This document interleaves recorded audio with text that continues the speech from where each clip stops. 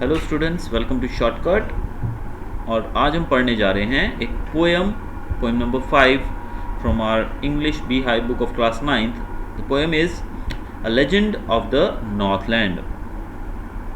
The author is the poet is Phoebe carry.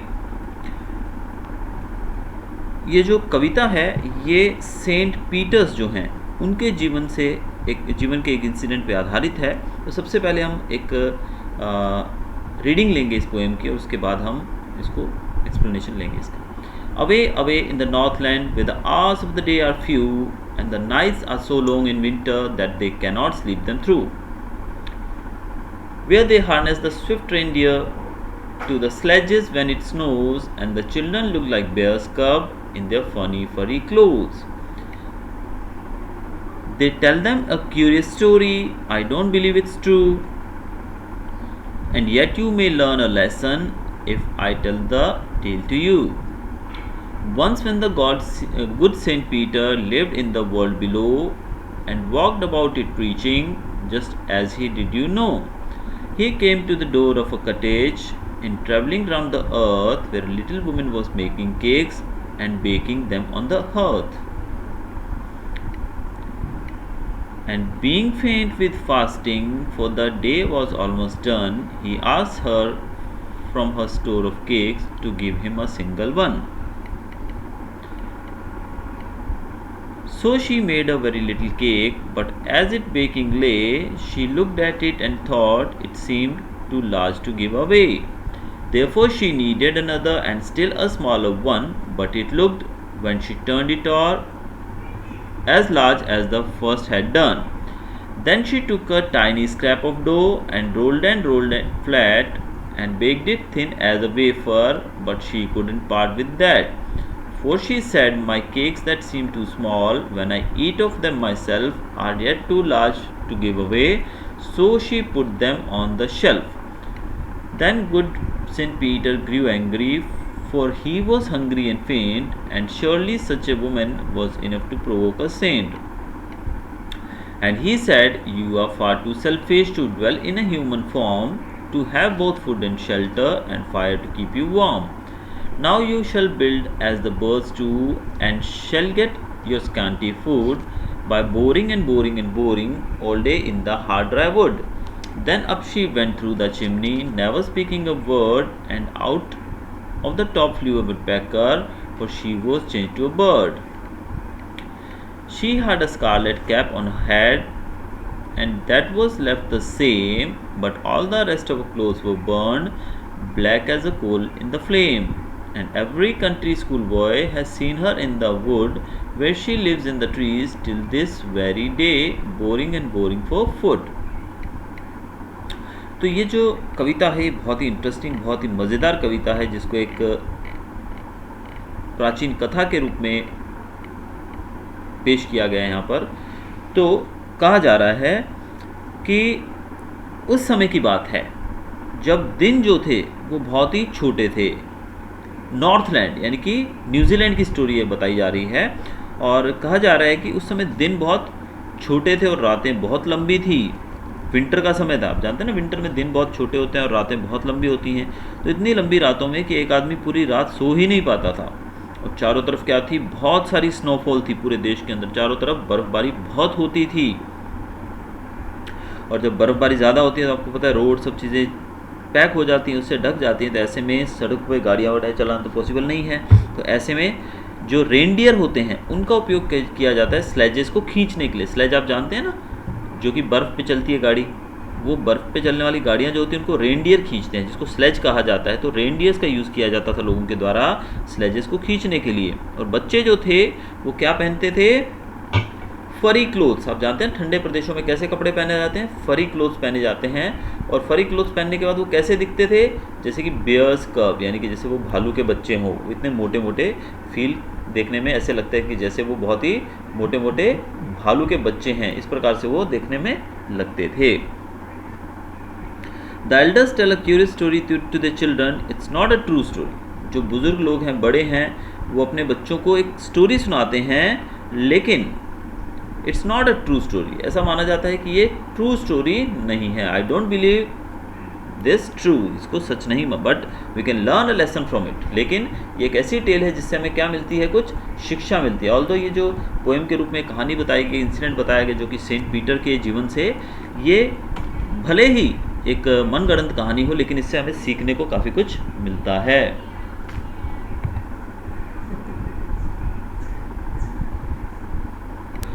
Once when the good Saint Peter, एक बार की बात है जब सेंट पीटर जो थे वो पृथ्वी पे इधर उधर घूम रहे थे, जब वो अपना प्रचार करने के लिए, लोगों को शिक्षा देने के लिए, प्रीचिंग करने के लिए जब वो घूम रहे थे इधर उधर, क्या करने के लिए, प्रीचिंग, यानी कि लोगों को अपना प्रवचन सुनाने के लिए, शिक्षित करने के लिए जब वो घूम रहे थे।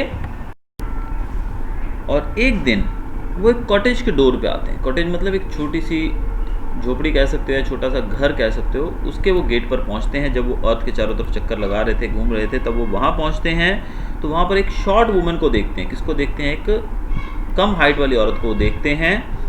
और वो क्या कर रही थी, वो केक बना रही थी। क्या बना रही थी, वो केक बना रही थी। कौन, वो लेडी, वो केक बना रही थी। द सेंट जो था वो पूरा दिन, यानी कि पूरे दिन से वो फास्टिंग पे थे, यानी कि उन्होंने कुछ नहीं खाया था। अब ऐसे में भूख लगी थी बहुत ज़्यादा, और उसने देखा, सेंट ने देखा कि वो जो महिला है वो क्या कर रही है, केक बना रही है। और पूरा दिन कुछ ना खाने की वजह से वो क्या हो गए थे, बहुत ज़्यादा वीक हो चुके थे वो, खाना ना खाने की वजह से, और थके हुए थे, और जल्द ही रात होने वाली थी। तो इसलिए जो सेंट पीटर थे उन्होंने उस लेडी से रिक्वेस्ट की कि मुझे एक सिंगल पीस ऑफ केक, यानी कि एक छोटा सा केक मुझे दे दो ताकि मैं भी अपनी भूख मिटा लूँ। लेकिन जो वुमन थी उसने केक को देखा। किसको देखा, केक को देखा।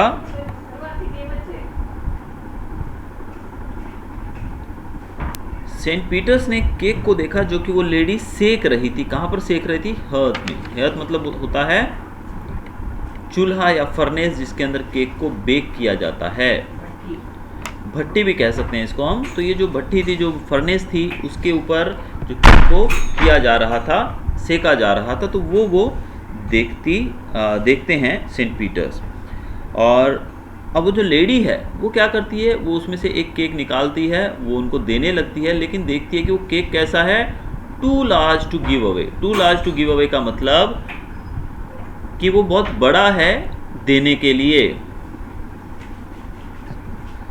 इस कारण से वो एक और केक बनाती है जो कि कैसा है, छोटा। यानी कि अब देखिए, देने के लिए आदमी का दिल बड़ा होना चाहिए। तो यहाँ पर वो बड़ा केक वो देने लगती है, तो उसको लगता है तो बहुत बड़ा है और ये तो मुझे दान ही करना है, तो बेटर है मैं एक छोटा बनाती है। तो एक छोटा केक देखती है, बनाती है।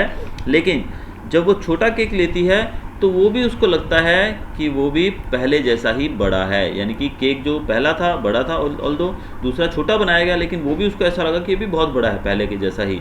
फिर उसने क्या किया, एक छोटा सा स्क्रैप, यानी कि छोटा सा टुकड़ा निकाला, किसका, डो जिससे केक बनाया जाता है, और उसको क्या किया, रोल किया। रोलिंग करके उसको इतना फ्लैट कर दिया कि वो एक वेफर की तरह बन गया। कैसे वेफर आप खाते हैं ना, वेफर एकदम पतला, उस तरीके का वो बन गया। वो बहुत पतला हो गया वेफर की तरह। और फिर उसने